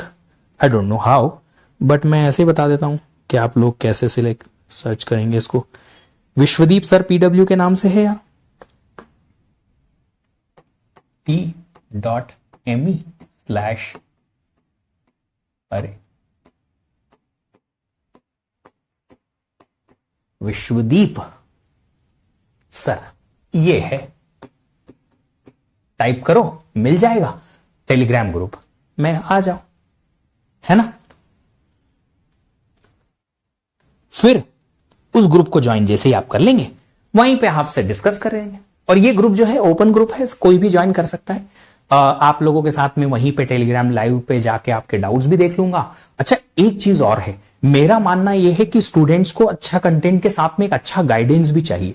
और ये जो गाइडेंस है बच्चों को बहुत जरूरी है, क्योंकि अवेयरनेस होना जरूरी है आप लोगों को कि हमें कब कैसे क्या करना है। और आपकी लाइफ में ना स्ट्रगल्स नाम की एक चीज है जो परमानेंट फिक्स कर रखी है भगवान ने, है ना। प्रॉब्लम्स जो हैं वो कहीं ना कहीं किधर से भी आ जाती हैं अपनी जिंदगी में, बिना बताए आती हैं, बिना पूछे आती हैं। और उन प्रॉब्लम का सॉल्यूशन हमें ढूंढना पड़ेगा, प्रॉब्लम में नहीं रह सकते, वरना गेट क्रैक नहीं होगी। और उन प्रॉब्लम का सॉल्यूशन अगर आप खुद नहीं ढूंढ पाएंगे, मुझ जैसे लोग जो हैं उसी के लिए बने हुए हैं। हमारा काम ही ये है कि आप लोगों को उन प्रॉब्लम का सॉल्यूशन बताया जाए। तो कहीं ना कहीं इस टेलीग्राम के थ्रू जो है मैं आप लोगों से कनेक्टेड रहूंगा कि आप मुझसे उन प्रॉब्लम्स के बारे में भी डिस्कस कर लें। कभी कभी क्लासेस जो हैं, अगर जो हमारा डेडिकेटेड टॉपिक है थोड़ा जल्दी खत्म हो जाता है, या थोड़ा हम इंतजार करते हैं शुरुआत करने में स्टूडेंट्स का, तब भी मैं आपसे बातें करते रहूंगा अलग अलग टाइप की, ताकि आप लोगों को ना वो प्रॉब्लम क्रिएट ना हो। चलिए तो क्विकली अब समराइज कर लेते हैं आज हमने क्या क्या पढ़ा, और फिर कल से हम जो है थोड़ा आगे लेके जाएंगे टॉपिक्स को। बराबर 2 घंटे की हम क्लासेस लेंगे, और साथ ही साथ हम अच्छे से डिटेल में डिस्कस करेंगे ये सारी चीजों को। चलिए, तो हमने देखा आर्किटेक्चर वर्सेस ऑर्गेनाइजेशन क्या होता है। कंप्यूटर का architecture is something design decide करना, उसे इंप्लीमेंट करना ऑर्गेनाइजेशन में आता है। फिर हमने देखा नंबर्स और डेटा कैसे रिप्रेजेंट करने, बाइनरी में रिप्रेजेंट करने होते हैं, और ये फॉर्मेट हमें आर्किटेक्चर में डिसाइड करना होता है। अच्छा, जल्दी से रिकॉल कराओ कि कंप्यूटर आर्किटेक्चर में आपको क्या क्या दिया जाना चाहिए। आर्किटेक्चर में 4 चीजें आपको देनी पड़ेंगी। क्या क्या है वो? सबसे पहले सीपीयू का डिजाइन, दूसरा इंस्ट्रक्शन, तीसरा एड्रेसिंग मोड, चौथा डेटा का फॉर्मेट। सीपीयू किस फॉर्मेट में डेटा समझेगा वो बताना जरूरी है। ऑर्गेनाइजेशन में हम इंप्लीमेंट करते हैं आर्किटेक्चर को। कंपोनेंट्स, 3 कंपोनेंट हमने देखे आज। कौन कौन से कंपोनेंट देखे? सीपीयू, मेन मेमोरी या मेमोरी, और आईओ डिवाइसेस। फिर हमने अदर कंपोनेंट देखे। अदर कंपोनेंट 2 है, एक सिस्टम बस हमने आज देखा है, दूसरा हम सीपीयू रजिस्टर्स कल से देखने वाले हैं। तो वो रजिस्टर्स जो है हम कल देखेंगे। और टाइप्स ऑफ बसेस हमने देखी 3 टाइप की बसेस कौन कौन सी हैं? Address bus, data bus and control bus. ठीक। ठीक है। अब देखो बहुत सारे स्टूडेंट जो हैं वो टाइमिंग को लेके थोड़ा सा वरीड हैं। अभी फॉर अ वाइल ये टाइम कंटिन्यू रहेगा। देयर आर मेनी स्टूडेंट्स जो चाहते हैं कि अर्ली मॉर्निंग क्लास हो, कोई बोलते हैं रात में करो सर 10 बजे के बाद करो, कोई बोलता नहीं सर 8 से 10 करो। हर किसी का अलग अलग डिमांड है। अगर हर किसी की अलग अलग डिमांड रहेगी तो आप समझ सकते हो कि मैं उसको सारी डिमांड को एक साथ पूरा नहीं कर पाऊंगा। अभी फॉर अ वाइल ये टाइम रहने दीजिए। आप लोगों को अगर डाउट्स आएंगे मैं पर्सनली वीकेंड पे आके डे टू डे सॉल्व करता रहूंगा, ताकि आप लोगों को कहीं ना कहीं मुझसे इंटरेक्ट करने का मौका मिल जाए। लेटर ऑन जैसे ही मौका मिलेगा हमें एज अ टीम कि आप सब लोगों को कुछ और टाइम पे जहां पे ज्यादा लोग लाइव आ सकें या ज्यादा लोगों के लिए कन्वीनियंट हो पाए, वैसा करने का टाइमिंग का चेंज करने की जरूरत पड़ेगी तो वो कर दूंगा। अभी रहने दीजिए। मैं इसलिए बोल रहा हूं क्योंकि आप सब लोग पता है, देखो आपके लिए है 1 to 1, आप 1 है, मैंने सर सब्सक्रिप्शन लिया, मैंने बैच ली है, आप मेरी बात सुनिए। पर मेरे लिए इट्स 1 to many और many में एक्चुअल में थाउजेंड्स ऑफ बच्चा है। तो अब मैं 1 to many के लिए जो मैपिंग है उसमें हर किसी को सेटिस्फाई नहीं कर पाऊंगा। एज अ टीम आप समझने की कोशिश करिएगा कि मेरा काम है आपको पढ़ाना, मेरा काम है आप लोगों को सही कंटेंट डिलीवर करना, गाइड करना, मैं करता रहूंगा। आप थोड़ा सा टाइम दीजिए, कहीं ना कहीं एडजस्ट करके, और इसे कोशिश करेंगे इस तरीके से कर पाए। अभी चलने दीजिए, लगेगा कि नहीं यार टाइम चेंज हो सकता है, मैं डेफिनेटली चेंज करने की कोशिश करूंगा, ठीक है। बट आप लोगों से सपोर्ट चाहिए, और ये सपोर्ट सिर्फ और सिर्फ आपके करियर के लिए ही है। वो ये है कि अगर आप लाइव नहीं आ पा रहे हैं तो रिकॉर्डेड रोज सुनिए। आपको लगता है कि सर मैं 10 से 12 फ्री हूं, रात में 10 से 12 ये लेक्चर सीरीज सुन लो, पर डेली प्लीज सुनो, और अगले दिन लेक्चर रिवाइज करके और फिर अगला लेक्चर देखो, बैकलॉग मत बढ़ाओ, ठीक है। ये आपके करियर के लिए ही है, आप ही के लिए इंपॉर्टेंट है ना। चलिए, तो अब हम जो कल डिस्कस करने वाले हैं वो हम कल डिस्कस करेंगे क्या, सीपीयू रजिस्टर्स पढ़ेंगे क्या होते हैं। कल हम इसके अलावा आर्किटेक्चर्स के टाइप पढ़ेंगे कि किस किस टाइप के कंप्यूटर आर्किटेक्चर्स होते हैं, कैसे कैसे वो काम करते हैं। और मुझे लगता है इतने में हमारा कल का लेक्चर जो है वो फिनिश हो जाएगा, ठीक है। ये वर्ड आप जिंदगी भर याद रखिएगा, हैप्पी लर्निंग। ये मेरा टैगलाइन भी है, ये मेरी फेवरेट कोट भी है, और यही मेरी आपके लिए सबसे बड़ी एडवाइस भी है कि लाइफ टाइम आप सिर्फ और सिर्फ सीखते रहिए। पर सीखना कैसे है, हैप्पी हैप्पी सीखना है। You guys will keep learning happily, I will keep learning and teaching happily. फिर मिलेंगे आप लोगों से कल। आप लोग ध्यान रखिएगा अपना, और आज का लेक्चर जो है छोटा सा ही है, आप लोग रिकॉल करके आइएगा, रिवीजन करके आइएगा। Thank you, have a great day, bye bye everybody. नहीं भैया, बुक वुक कुछ नहीं, कोई बुक वुक नहीं पढ़नी है। जो मैं पढ़ा रहा हूं बस उतना ही पढ़ना है।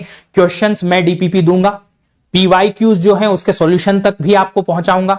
कोई भी तकलीफ आएगी मैं हूं, आप लोगों को कुछ नहीं करना है, ना कोई बुक देखनी है, ना ही पीवाईक्यू के अलावा और कहीं से आपको क्वेश्चन लाने की जरूरत पड़ेगी। अब बाद में टेस्ट सीरीज लिखिएगा, बस क्वेश्चंस का भंडार दूंगा मैं, इतना क्वेश्चन दूंगा, क्लास में करवाऊंगा कि क्वेश्चंस की आपको कमी नहीं होगी, है ना। कोई बुक नहीं पढ़नी है, ना कोई दूसरा रिसोर्स आपको देखने की जरूरत है।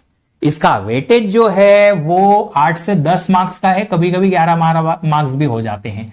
और ये कोर्स जो है ये रैंक मेकर कोर्स है। रैंक मेकर का मतलब है ये कोर्स से 2-3 क्वेश्चन हर बार जो है वो ट्रिकी आता है, टफ आता है, और ऐसा क्वेश्चन आता है जो हिलता नहीं है बच्चों से। तो जब तक आप लोग इस कोर्स को अच्छे से नहीं पढ़ोगे, आप वो 60 से प्लस 70 तक या 80 तक जो मार्क्स का स्कोर आएगा उसमें कहीं ना कहीं 1-2 क्वेश्चन इसके भी इन्वॉल्व रहेंगे, पक्का रहेंगे। तो ये थोड़ा सा आप ध्यान रख लीजिएगा कि ये रैंक मेकर कोर्स है, जो कोर्स जो है इसमें 1-2 ट्रिकी क्वेश्चन बन ही जाता है ना। सिर्फ और सिर्फ मेहनत करने वाला बच्चा ही उसको बना पाएगा। और बाकी की जो भी आपकी क्वेरीज हैं हम एक एक करके आप लोगों को अगले कुछ दिनों में कवर करते रहेंगे, ठीक है। Thank you. नोट्स, अरे मिल जाएंगे बेटा, नोट्स भी मिल जाएंगे। वॉन न्यूमैन हार्वर्ड जरूरत नहीं है बेटा, हर साल कुछ न कुछ चेंज करूंगा मैं। हम उन चीजों को फोकस करेंगे जो कि जरूरत है गेट की, है ना, वही पढ़ेंगे। YCOA बिफोर दिस बेसिक्स अगर आप पढ़ लोगे डिजिटल लॉजिक, काम बन जाएगा आराम से, ठीक है। चलिए ओके, तो फिर मिलेंगे आप सब लोगों से। गेट एग्जाम बिल्कुल देख सकते हैं। MCA स्टूडेंट्स बिल्कुल गेट एग्जाम लिख सकते हैं और MTech भी कर सकते हैं बेटा। चलिए okay, thank you so much guys, have a great day, bye bye.